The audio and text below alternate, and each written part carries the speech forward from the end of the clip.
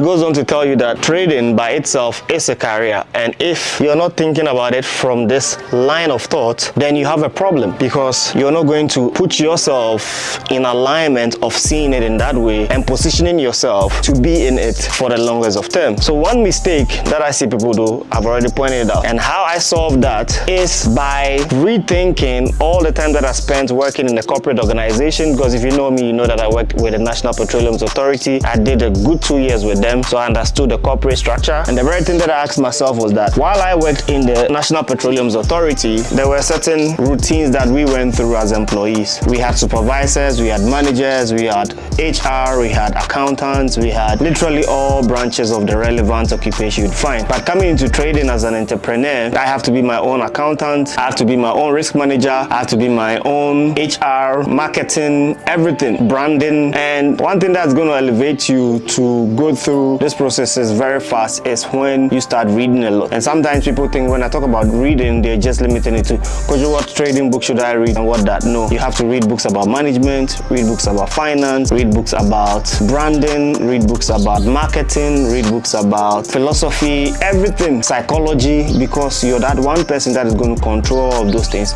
because you're making trading as a career for yourself, right? So one mistake that I want you to correct is if you've not really thought of your life being a trader in this line of thought, then you want to correct that now by thinking about trading like it's something that you want to do for the next 20 years of your life, for the next 30 good years of your life. I'm literally crossing, you know, the average working years for any man before they go on retirement is 30 years. So if I've been trading for 12 years, which is like some 3 years short of 15 years, then I'm already crossing half of the years that one needs to work, you know, in their lifetime. So in the next 15 years thereon, I should probably, I don't know what I'd be doing, because the beautiful thing with trading is that you wouldn't need to even fulfill that 30 years to be accomplished. You know, the average man has 30 years to work before they go on retirement, but if you do your due diligence and then you put in the necessary work to work properly as a trader, I can guarantee you that you could just work for 3 years, 4 years, 5 years, and you would not need to work for the rest of your life again. So enough of that. The second point is, so many traders think that everything needs to be public knowledge. I've seen so many traders even go through the racks of being able to identify